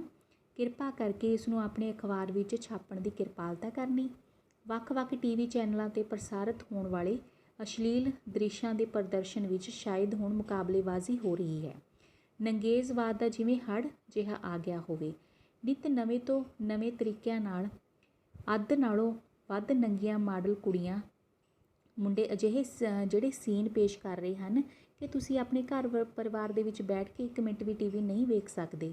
ਇਸ ਨੰਗੇਜ਼ਵਾਦ ਨੂੰ ਵਧਾਉਣ ਲਈ ਸੰਗੀਤਕ ਵੀਡੀਓ ਮਾਹੌਲ ਜਿਹੜਾ ਹੈਗਾ ਇਹਨੂੰ ਮੋਹਰੀ ਰੋਲ ਅਦਾ ਕਰਦਾ ਹੈ। ਉਹ ਕਲਾਕਾਰਾਂ ਨੂੰ ਭਾਵੇਂ ਗਾਉਣਾ ਆਉਂਦਾ ਹੋਵੇ ਜਾਂ ਨਾ ਆਉਂਦਾ ਹੋਵੇ, ਉਹ ਜਿਹੜੇ ਮਾਡਲਾਂ ਨੂੰ ਪੇਸ਼ ਕਰਦੇ ਨੇ ਨਾ ਬੱਚਿਓ, ਉਹਦੇ ਰਾਹੀਂ ਉਹ ਚਾਹੁੰਦੇ ਨੇ ਵੀ ਅਸੀਂ ਹਿੱਟ ਹੋ ਜਾਈਏ, ਪੈਸਾ ਕਮਾ ਲਈਏ। ਠੀਕ ਹੈ ਨਾ, ਲਾਲਚੀ ਮਨ ਅੱਗੇ ਲਿਆਉਂਦੇ ਨੇ ਉਹ। ਸ਼ਾਹ ਹੁਸੈਨ ਅਤੇ ਬੁੱਲੇ ਸ਼ਾਹ ਦੀਆਂ ਕਾਫੀਆਂ ਗਾਉਣ ਵਾਲੇ ਅਤੇ ਸ਼ਰਫ ਦੇ ਗੀਤ ਗਾਉਣ ਵਾਲੇ ਪੰਜਾਬੀ ਕਲਾਕਾਰ ਆਪਣੇ ਅਸਲੀ ਸੱਭਿਆਚਾਰ ਨੂੰ ਚੀਕੇ 'ਤੇ ਟੰਗ ਕੇ ਲੱਚਰ ਗੀਤਾਂ ਨੂੰ ਰਿਕਾਰਡ ਕਰਵਾ ਰਹੇ ਹਨ ਅਤੇ ਫਿਰ ਇਹਨਾਂ ਗੀਤਾਂ ਦੀਆਂ ਵੀਡੀਓ ਸੀਡੀਆਂ ਨਾਲ ਫਿਲਮਾ ਕੇ ਖੁਦ ਪੰਜਾਬੀ ਵਿਰਸੇ ਦੀਆਂ ਜੜ੍ਹਾਂ ਪੁੱਟ ਰਹੇ ਹਨ। ਬੱਚੋ ਬਹੁਤ ਸੋਹਣਾ ਗਾਉਂਦੇ ਸਨ ਪਹਿਲਾਂ ਲੋਕ, ਅਤੇ ਜਿਹੜੇ ਲਿਖਦੇ ਸਨ ਜਿਨ੍ਹਾਂ ਦੀ ਉਪਰੋਕਤ ਗੱਲ ਕੀਤੀ ਆਪਾਂ, ਬਹੁਤ ਅਮੀਰ ਲਿਖਦੇ ਸਨ ਹੈ ਨਾ, ਅਤੇ ਉਹਨਾਂ ਨੂੰ ਨਹੀਂ ਅੱਜ ਕੱਲ੍ਹ ਕੋਈ ਵੀ ਗਾਉਂਦਾ। ਪਰ ਗਲਤ ਹੈ ਬੱਚੋ ਇਹ, ਠੀਕ ਹੈ। ਉਹ ਭੁੱਲ ਗਏ ਹਨ ਕਿ ਇਹ ਗੀਤ ਸਾਡੀਆਂ ਜਿਹੜੀਆਂ ਘਰਾਂ ਵਿੱਚ ਬੈਠੀਆਂ ਮਾਵਾਂ ਭੈਣਾਂ ਅਤੇ ਬੱਚੀਆਂ ਨੇ ਵੀ ਸੁਣਨੇ ਹਨ। ਇਸ ਨੰਗੇਜ਼ਵਾਦ ਦੇ ਅਸਰ ਸਕੂਲਾਂ ਕਾਲਜਾਂ ਦੇ ਵਿਦਿਆਰਥੀਆਂ 'ਤੇ ਪੈ ਰਹੇ ਹਨ। ਕੁੜੀਆਂ ਮਾਡਲਾਂ ਦੀ ਰੀਸੇ ਪੱਛਮੀ ਢੰਗ ਦੇ ਕੱਪੜੇ ਪਾਉਣ ਲੱਗ ਪਈਆਂ ਹਨ। ਸੂਝਵਾਨ ਵਿਅਕਤੀ ਇਹ ਸੋਚਣ ਲਈ ਹੁਣ ਮਜਬੂਰ ਹੋ ਰਿਹਾ ਹੈ ਕਿ ਨੰਗੇਜ਼ਵਾਦ ਦਾ ਹੜ੍ਹ ਚਿਰ ਤੋਂ ਸਾਡੀਆਂ ਪੰਜਾਬੀ ਕਦਰਾਂ ਕੀਮਤਾਂ ਨੂੰ ਆਪਣੇ ਨਾਲ ਹੀ ਰੋੜ ਕੇ ਲੈ ਜਾਵੇਗਾ। ਇਸ ਨੂੰ ਰੋਕਣ ਲਈ ਸਭ ਤੋਂ ਪਹਿਲਾਂ ਸਰਕਾਰ ਦਾ ਫਰਜ਼ ਬਣਦਾ ਹੈ ਕਿ ਸੰਗੀਤਕ ਵੀਡੀਓ ਲਈ ਵੀ ਸੈਂਸਰ ਬੋਰਡ ਕੀ ਹੁੰਦਾ ਬੱਚੋ, ਵੀ ਜਾਂਚ ਕਰਨੀ ਵੀ ਇਹ ਠੀਕ ਹੈ ਕਿ ਨਾ, ਫਿਰ ਉਸ ਤੋਂ ਬਾਅਦ ਉਹਨੂੰ ਪਾਸ ਕਰਨਾ, ਜਿਵੇਂ ਫਿਲਮਾਂ ਦੇ ਵਿੱਚ ਹੁੰਦਾ। ਇਸ ਬੋਰਡ ਵਿੱਚ ਸੂਝਵਾਨ ਅਤੇ ਪੜ੍ਹੇ ਲਿਖੇ ਬੁੱਧੀਜੀਵੀਆਂ ਨੂੰ ਮੈਂਬਰ ਬਣਾਇਆ ਜਾਵੇ। ਇਹ ਨਹੀਂ ਹੈਗਾ ਵੀ ਬੋਰਡ ਬਣ ਗਿਆ ਪਰ ਫਿਰ ਉਸ ਤਰ੍ਹਾਂ ਦੀ ਆ ਰਹੀਆਂ ਨੇ ਚੀਜ਼ਾਂ, ਠੀਕ ਹੈ, ਵੀ ਮੈਂਬਰ ਵੀ ਇਹਨਾਂ ਦੇ ਵਧੀਆ ਹੋਣੇ ਚਾਹੀਦੇ ਨੇ। ਅਸ਼ਲੀਲ ਪ੍ਰੋਗਰਾਮ ਪ੍ਰਸਾਰਿਤ ਕਰਨ ਵਾਲੇ ਨਿੱਜੀ ਟੀਵੀ ਚੈਨਲਾਂ ਦੇ ਮਾਲਕਾਂ ਲਈ ਵੀ ਕਾਨੂੰਨੀ ਸਜ਼ਾ ਦਾ ਪ੍ਰਬੰਧ ਹੋਣਾ ਚਾਹੀਦਾ ਹੈ। ਟੈਲੀਵਿਜ਼ਨ ਸਟਾਫ ਨੂੰ ਵੀ ਆਪਣੀ ਸੱਭਿਅਤਾ ਪ੍ਰਤੀ ਨੈਤਿਕ ਜ਼ਿੰਮੇਵਾਰ ਸਮਝਦਿਆਂ ਇਸ ਨੰਗੇਜ਼ਵਾਦ ਨੂੰ ਬੰਦ ਕਰਕੇ ਸਹੀ ਪਹਿਰਾਵੇ ਵਾਲੇ ਸਾਫ਼ ਸੁਥਰੇ ਫਿਲਮਾਂਕਣ ਵਿਖਾਉਣੇ ਚਾਹੀਦੇ ਹਨ। ਲੋਕਾਂ ਨੂੰ ਵੀ ਚਾਹੀਦਾ ਹੈ ਕਿ ਇਸ ਵਿਰੁੱਧ ਇਕੱਠੇ ਹੋ ਕੇ ਹੰਭਲਾ ਮਾਰਨ। ਸਿਆਸੀ ਧਾਰਮਿਕ ਸੰਸਥਾਵਾਂ, ਨੌਜਵਾਨ ਸਭਾਵਾਂ ਅਤੇ ਕਲੱਬਾਂ ਨੂੰ ਚਾਹੀਦਾ ਹੈ ਕਿ ਉਹ ਕਿਤੇ ਵੀ ਫਿਲਮਾਏ ਜਾ ਰਹੇ ਅਜਿਹੇ ਅਖੌਤੀ ਅਖਾੜੇ ਦੇ ਸੀਨਾਂ ਦਾ ਬਾਈਕਾਟ ਕਰਨ। ਮਾਪਿਆਂ ਅਤੇ ਅਧਿਆਪਕਾਂ ਨੂੰ ਵੀ ਟੀਵੀ ਚੈਨਲਾਂ 'ਤੇ ਬੱਚਿਆਂ ਨੂੰ ਅਸ਼ਲੀਲ ਪ੍ਰੋਗਰਾਮ ਨਾ ਦੇਖਣ ਦੀ ਪ੍ਰੇਰਨਾ ਦੇਣੀ ਚਾਹੀਦੀ ਹੈ। ਅਖਬਾਰਾਂ ਅਤੇ ਰਸਾਲਿਆਂ ਦੇ ਮਾਲਕ ਵੀ ਸੰਪਾਦਕਾਂ ਨੂੰ ਜਿਹੜੇ ਚਾਹੀਦਾ ਹੈ, ਉਹਨਾਂ ਨੂੰ ਵੀ ਜਿਹੜੇ ਅਖਬਾਰ ਅਤੇ ਰਸਾਲਿਆਂ ਦੇ ਸੰਪਾਦਕ ਨੇ, ਕਿ ਉਹ ਅਜਿਹੇ ਪ੍ਰੋਗਰਾਮਾਂ ਦੀਆਂ ਜਿਹੜੀਆਂ ਫੋਟੋਆਂ ਛਾਪ ਕੇ ਇਹਨਾਂ ਨੂੰ ਹੱਲਾਸ਼ੇਰੀ ਨਾ ਦੇਣ। ਸਰਕਾਰ ਨੂੰ ਚਾਹੀਦਾ ਹੈ ਕਿ ਦੇਸ਼ ਦੀ ਜਿਹੜੀ ਸੰਸਕ੍ਰਿਤੀ ਅਤੇ ਸੱਭਿਆਚਾਰ ਨਾਲ ਸੰਬੰਧਿਤ ਪ੍ਰੋਗਰਾਮਾਂ ਨੂੰ ਸਰਕਾਰੀ ਅਤੇ ਨਿੱਜੀ ਚੈਨਲਾਂ 'ਤੇ ਘੱਟੋ ਘੱਟ ਦਰਾਂ ਨਾਲ ਪ੍ਰਸਾਰਿਤ ਕਰੇ। ਸੱਭਿਆਚਾਰਕ ਪ੍ਰੋਗਰਾਮ ਪੇਸ਼ ਕਰਨ ਵਾਲੇ ਨਿਰਮਾਤਾਵਾਂ ਅਤੇ ਕਲਾਕਾਰਾਂ ਨੂੰ ਹੱਲਾਸ਼ੇਰੀ ਦੇਣ ਲਈ ਇਨਾਮ ਦੇ ਨਾਲ ਸਨਮਾਨ ਵੀ ਮਿਲਣੇ ਚਾਹੀਦੇ ਹਨ, ਸਨਮਾਨਿਤ ਵੀ ਕਰਨਾ ਚਾਹੀਦਾ ਹੈ। ਇਹ ਪ੍ਰੋਗਰਾਮ ਮਨੋਰੰਜਨ ਕਰ ਮੁਕਤ ਵੀ ਹੋਣੇ ਚਾਹੀਦੇ, ਟੈਕਸ ਨਹੀਂ ਲੱਗਣਾ ਚਾਹੀਦਾ ਇਹਨਾਂ 'ਤੇ। ਸਭ ਤੋਂ ਵੱਡੀ ਗੱਲ ਇਹ ਹੈ ਕਿ ਚੈਨਲ ਵਾਲਿਆਂ ਨੂੰ ਇਹਨਾਂ ਨਵੇਂ ਗਾਇਕਾਂ ਤੋਂ ਮਿਲਦੀ ਮੂੰਹ ਮੰਗੀ ਕਮਾਈ ਤੋਂ ਗੁਰੇਜ਼ ਕਰਨਾ ਚਾਹੀਦਾ ਹੈ। ਬਿਨਾਂ ਸੋਚੇ ਸਮਝੇ ਤੋਂ ਇਹਨਾਂ ਵੀਡੀਓ ਜਿਹੜੀਆਂ ਹੁੰਦੀਆਂ ਨੇ ਜੋ ਅਸ਼ਲੀਲ ਨੇ, ਉਹਨਾਂ ਨੂੰ ਰਿਲੀਜ਼ ਜਾਂ ਇਹਨਾਂ ਦੀ ਮਸ਼ਹੂਰੀ ਨਹੀਂ ਕਰਨੀ ਚਾਹੀਦੀ। ਹਰ ਇੱਕ ਨੂੰ ਸਧਾਰਨ ਪਹਿਰਾਵੇ ਅਤੇ ਲੰਮੀ ਸੋਚ ਦੇ ਮਾਲਕ ਹੋਣਾ ਚਾਹੀਦਾ ਹੈ, ਠੀਕ ਹੈ। ਨਿਰਸਵਾਰਥ ਸੇਵਾ ਵਿੱਚ ਵੀ ਆਪਣਾ ਜਿਹੜਾ ਵੱਡਾ ਯੋਗਦਾਨ ਪਾਉਣਾ ਚਾਹੀਦਾ ਹੈ। ਧੰਨਵਾਦ ਸਹਿਤ ਆਪ ਜੀ ਦਾ ਵਿਸ਼ਵਾਸ ਪਾਤਰ ਪਵਨਪ੍ਰੀਤ ਸਿੰਘ, ਕੋਟ ਖਾਲਸਾ, ਜ਼ਿਲ੍ਹਾ ਸ਼੍ਰੀ ਅੰਮ੍ਰਿਤਸਰ ਸਾਹਿਬ, ਠੀਕ ਹੈ। ਅਤੇ ਮਿਤੀ ਲਿਖਤੀ ਬੱਚੋ। ਹੁਣ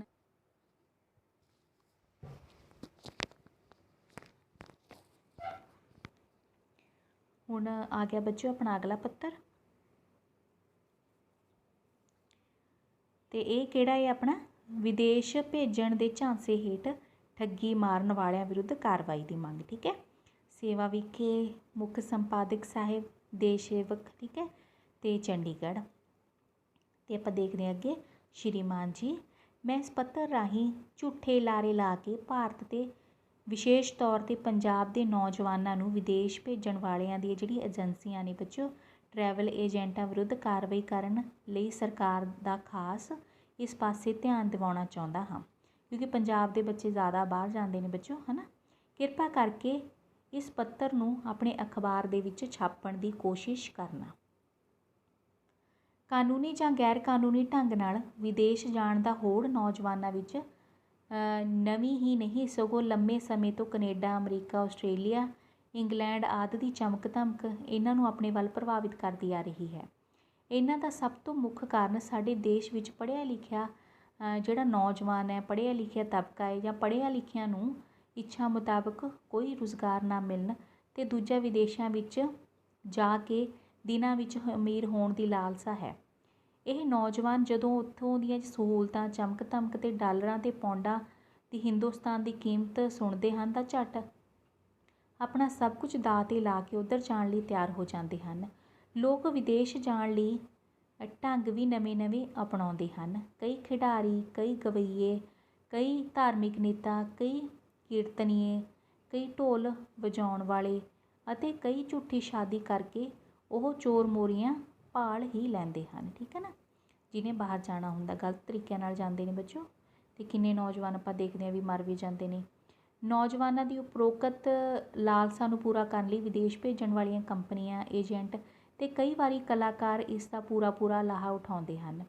ਇਹ ਕੰਪਨੀਆਂ ਜਾਂ ਏਜੰਟ ਛੋਟੇ ਵੱਡੇ ਸ਼ਹਿਰਾਂ ਵਿੱਚ ਬਣਾਏ ਸਜਾਵਟੀ ਦਫ਼ਤਰ ਖੋਲ੍ਹਦੇ ਹਨ, ਜਿਨ੍ਹਾਂ ਵਿੱਚ ਵਿਦੇਸ਼ੀਆਂ ਦੀਆਂ ਵੱਡੀਆਂ ਤਸਵੀਰਾਂ ਲਾ ਕੇ, ਠੀਕ ਹੈ ਨਾ, ਆਉਣ ਵਾਲਿਆਂ ਨੂੰ ਖੂਬ ਭਰਮਾਇਆ ਜਾਂਦਾ ਹੈ। ਅਤੇ ਇਹਨਾਂ ਦਫ਼ਤਰਾਂ ਵਿੱਚ ਰਿਸੈਪਸ਼ਨ 'ਤੇ ਰੱਖੀਆਂ ਬੜੀਆਂ ਮਾਡਰਨ ਕੁੜੀਆਂ ਬਾਹਰੋਂ ਆਉਣ ਵਾਲਿਆਂ ਉੱਤੇ ਬੜਾ ਪ੍ਰਭਾਵ ਪਾਉਂਦੀਆਂ ਹਨ। ਲੋਕਾਂ ਲਈ ਇੰਜੀਨੀਅਰ, ਡਾਕਟਰ, ਅਧਿਆਪਕ, ਪੇਂਡੂ ਲੋਕਾਂ ਲਈ ਡਰਾਈਵਰਾਂ, ਵੈਲਡਰਾਂ, ਕਾਰਪੋਰੇਟਰਾਂ ਅਤੇ ਕਈ ਤਰ੍ਹਾਂ ਦੇ ਮਕੈਨਿਕਾਂ ਦੀ ਮੰਗ ਕੀਤੀ ਜਾਂਦੀ ਹੈ। ਪੂਰਾ ਫਾਰਮ ਇੰਝ ਭਰਵਾਇਆ ਜਾਂਦਾ ਹੈ ਜਿਵੇਂ ਅਮਰੀਕਾ ਦੀ ਐਮਬੈਸੀ ਦੀ ਕੋਈ ਇੰਟਰਵਿਊ ਹੋਵੇ। ਠੀਕ ਹੈ, ਅਮਰੀਕਾ ਦੀ ਜਿਹੜੀ ਅੰਬੈਸੀ ਹੈ। ਗਾਹਕ ਦੇ ਫਸਣ ਤੋਂ ਬਾਅਦ 20-25 ਹਜ਼ਾਰ ਰੁਪਇਆ ਐਡਵਾਂਸ ਲਿਆ ਜਾਂਦਾ ਹੈ। ਕਦੇ ਕੋਈ ਕਾਗਜ਼ ਦੀ ਘਾਟ ਅਤੇ ਕਦੀ ਪੋਸਟਰ ਦੀਆਂ ਜਿਹੜੀਆਂ ਕਾਪੀਆਂ ਦੱਸ ਕੇ ਸਾਲ 6 ਮਹੀਨੇ ਤਾਂ ਗਾਹਕ ਨੂੰ ਐਵੇਂ ਹੀ ਗੇੜੇ ਮਰਵਾਉਂਦੇ ਰਹਿੰਦੇ ਹਨ। ਕਈ ਚਲਾਕ ਏਜੰਟ ਤਾਂ ਇਹ ਸੌਦਾ 8 ਜਾਂ 10 ਲੱਖ ਵਿੱਚ ਵੀ ਕਰਦੇ ਹੋਏ ਵੇਖੇ ਹਨ।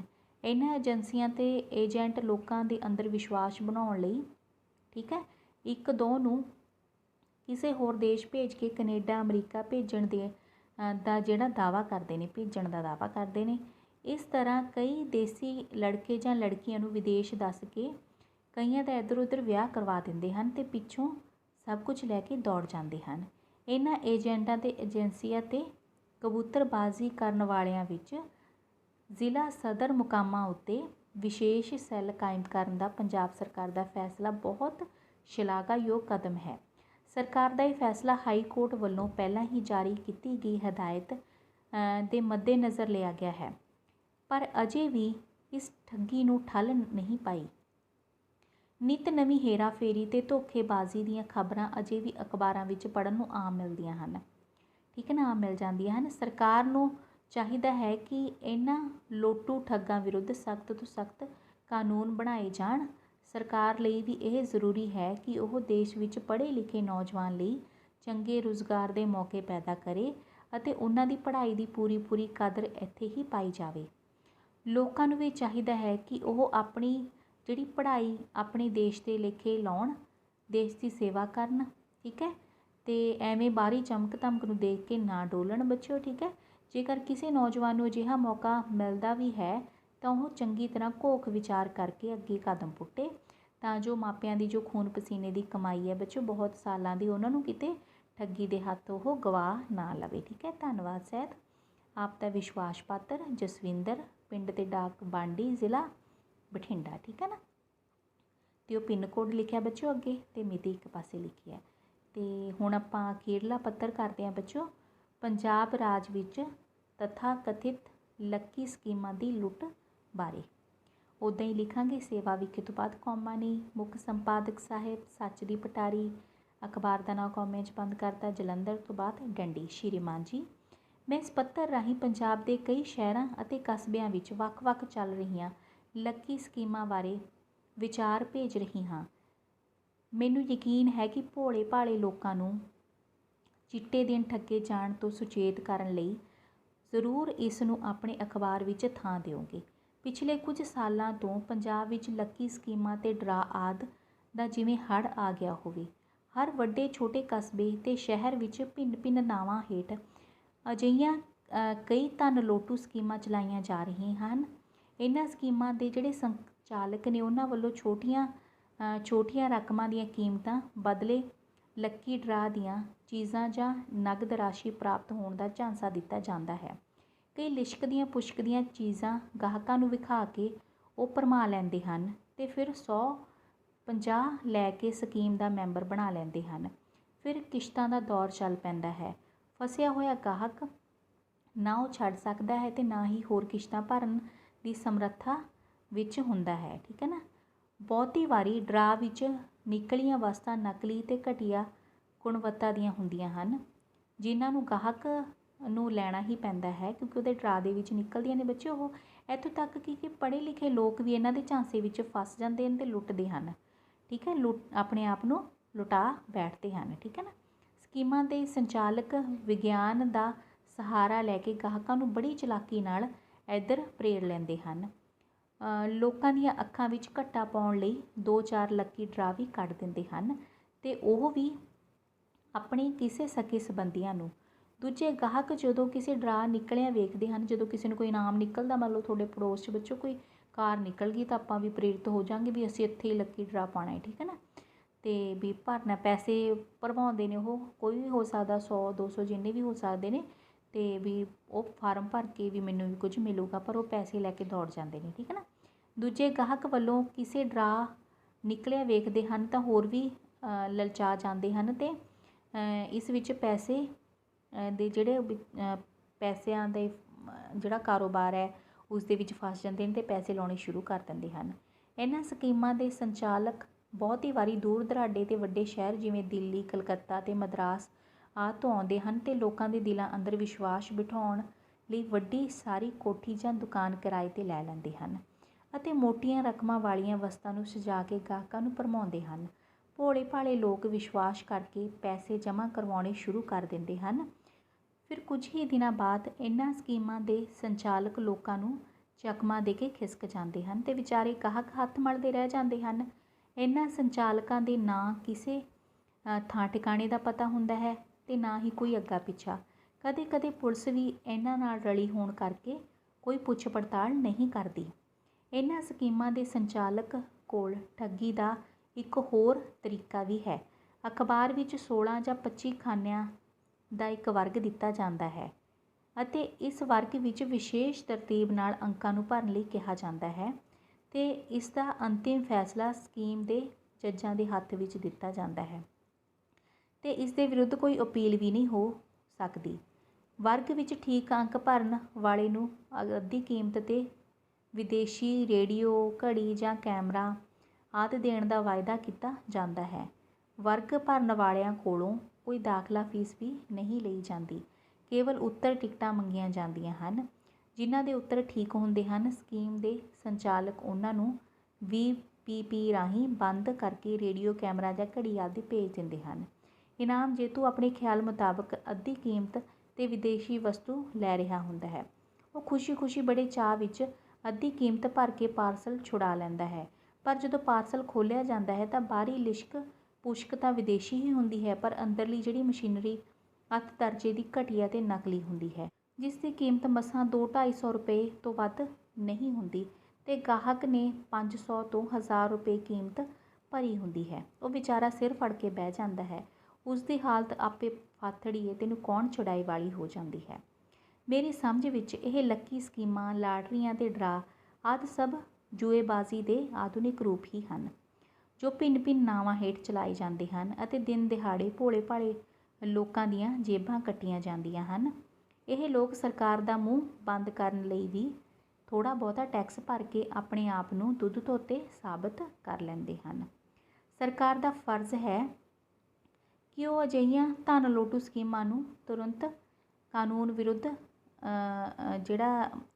ਦੀ ਵਿਰੋਧੀ ਸੰਸਥਾਵਾਂ ਕਰਾਰ ਕਰਨ, ਠੀਕ ਹੈ, ਕਾਨੂੰਨ ਵਿਰੋਧੀ ਕਰਾਰ ਦੇ ਕੇ ਬੰਦ ਕਰ ਦੇਵੇ, ਤਾਂ ਜੋ ਭੋਲੇ ਭਾਲੇ ਲੋਕਾਂ ਨੂੰ ਇਸ ਲੁੱਟ ਤੋਂ ਬਚਾਇਆ ਜਾ ਸਕੇ।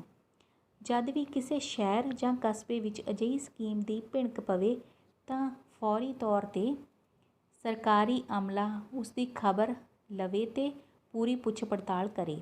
ਲੋਕਾਂ ਨੂੰ ਵੀ ਚਾਹੀਦਾ ਹੈ ਕਿ ਉਹ ਵੀ ਅਜਿਹੇ ਚਾਲਬਾਜ਼ਾਂ ਤੋਂ ਗੁਰੇਜ਼ ਕਰਨ ਅਤੇ ਆਪਣਾ ਧਨ ਕੇਵਲ ਸਰਕਾਰੀ ਸਕੀਮਾਂ ਜਿਵੇਂ ਡਾਕਖਾਨੇ ਅਤੇ ਬੈਂਕਾਂ ਆਦਿ ਵਿੱਚ ਹੀ ਲਾਉਣ। ਠੀਕ ਹੈ ਬੱਚੋ, ਅੱਗੇ ਲਿਖਿਆ ਧੰਨਵਾਦ ਸਹਿਤ, ਅਤੇ ਆਪਾਂ ਨੂੰ ਵੀ ਸੁਚੇਤ ਕਰਨਾ ਚਾਹੀਦਾ ਲੋਕਾਂ ਨੂੰ ਵੀ ਇੱਦਾਂ ਦਾ ਕੁਛ ਵੀ ਨਹੀਂ ਹੈ।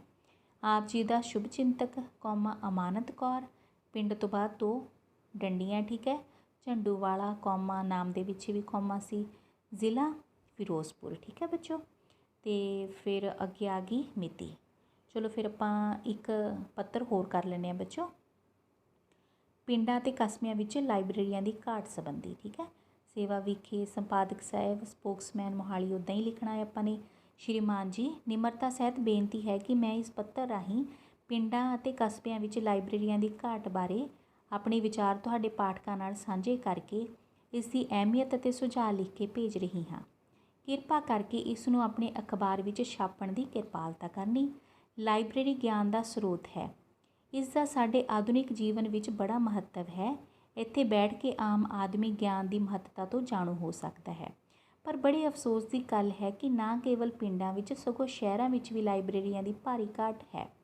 ਭਾਰਤ ਦੀ ਹਰ ਭਾਸ਼ਾ ਵਿੱਚ ਮਹਾਮੋਹੀ ਸਾਹਿਤ ਜਿਹੜੀ ਹੈਗੀ ਹੈ ਉਹ ਮਹਾਮੁਨੀ ਸਾਹਿਤ ਬਹੁਤ ਛਪਿਆ ਜਾ ਰਿਹਾ ਹੈ। ਸਾਹਿਤ ਸਮੱਗਰੀ ਹੈ ਜਿਹੜੀ ਬਹੁਤ ਛਪ ਰਹੀ ਹੈ। ਅਨੇਕਾਂ ਰਸਾਲੇ, ਅਖਬਾਰਾਂ ਅਤੇ ਹੋਰ ਪੁਸਤਕਾਂ ਹਰ ਪੱਖੋਂ ਤਬਦੀਲ ਹੋ ਰਹੀਆਂ ਹਨ ਅਤੇ ਹਰ ਪਾਸੇ ਉਹ ਕਹਿ ਸਕਦੇ ਹਾਂ ਕ੍ਰਾਂਤੀ ਲੈ ਕੇ ਆ ਰਹੀਆਂ ਨੇ। ਬਹੁਤ ਕੁਝ ਛਪ ਰਿਹਾ ਹੈ। ਅਫਸੋਸ ਦੀ ਗੱਲ ਹੈ ਕਿ ਇਹਨਾਂ ਪੁਸਤਕਾਂ ਅਤੇ ਰਸਾਲਿਆਂ ਦੀ ਜਿਹੜੀ ਕੀਮਤ ਹੈ ਉਹ ਆਮ ਪਾਠਕਾਂ ਦੇ ਵੱਸ ਦੀ ਨਹੀਂ ਹੁੰਦੀ, ਬਹੁਤ ਮਹਿੰਗੇ ਹੁੰਦੇ ਹਨ। ਇਸ ਲਈ ਉਹ ਇਹਨੂੰ ਖਰੀਦ ਨਹੀਂ ਸਕਦੇ, ਹੈ ਨਾ। ਅਤੇ ਇਸ ਦਾ ਸਭ ਤੋਂ ਸੌਖਾ ਅਤੇ ਵਧੀਆ ਹੱਲ ਇਹ ਹੈ ਕਿ ਹਰ ਸ਼ਹਿਰ ਅਤੇ ਪਿੰਡ ਦੇ ਵਿੱਚ ਲਾਇਬ੍ਰੇਰੀਆਂ ਸਥਾਪਿਤ ਕੀਤੀਆਂ ਜਾਣੀਆਂ ਚਾਹੀਦੀਆਂ ਹਨ, ਜਿੱਥੇ ਹਰ ਪ੍ਰਕਾਰ ਦੀਆਂ ਜਿਹੜੀਆਂ ਕਿਤਾਬਾਂ ਲੋਕਾਂ ਨੂੰ ਮਿਲਣ ਅਤੇ ਗਿਆਨ ਵਧਾਉਣ। ਠੀਕ ਹੈ। ਪਿੰਡਾਂ ਦੀ ਮੌਜੂਦਾ ਹਾਲਤ ਇਹ ਹੈ ਕਿ ਲੋਕ ਵਿਹਲੇ ਸਮੇਂ ਵਿੱਚ ਟੋਲੀਆਂ ਬਣਾ ਕੇ ਘੰਟਿਆਂ ਬੱਧੀ ਤਾਸ਼ ਖੇਡਦੇ ਹਨ ਜਾਂ ਨਸ਼ਿਆਂ ਵਿੱਚ ਗਲਤਾਨ ਹੋ ਕੇ ਲਹੂ ਸੁਕਾ ਰਹੇ ਹਨ। ਠੀਕ ਹੈ ਨਾ। ਜ਼ਰਦਾ ਖਾ ਖਾ ਕੇ ਆਪਣਾ ਸਰੀਰ ਅਤੇ ਦੰਦ ਖਰਾਬ ਕਰ ਰਹੇ ਹਨ ਅਤੇ ਪੋਸਤ ਡੋਡੇ ਉਬਾਲ ਕੇ ਪੀਂਦੇ ਹਨ। ਠੀਕ ਹੈ। ਆਥਣੇ ਅਧੀਆ ਪਊਆ ਪੀਣੀ ਵੀ ਟੌਰ ਦਾ ਚਿੰਨ੍ਹ ਸਮਝਦੇ ਹਨ। ਮਤਲਬ ਭਾਵ ਉਹ ਵਿਹਲਾ ਮਨ ਸ਼ੈਤਾਨ ਦਾ ਘਰ ਬੱਚੋ, ਜਾਂ ਤਾਂ ਉਹ ਗੱਪਾਂ ਮਾਰਨਗੇ ਜਾਂ ਨਸ਼ਿਆਂ ਦੇ ਵਿੱਚ ਲੱਗਣਗੇ, ਹੈ ਨਾ। ਜੇ ਕਿਤੇ ਲਾਇਬ੍ਰੇਰੀ ਖੁੱਲ੍ਹੀ ਹੋਵੇ ਤਾਂ ਉਹਨਾਂ ਨੂੰ ਰੋਜ਼ ਚੇਟਕ ਪੈ ਜਾਵੇ ਉਹ ਪੜ੍ਹਨ ਜਾ ਕੇ ਉੱਥੇ। ਠੀਕ ਹੈ।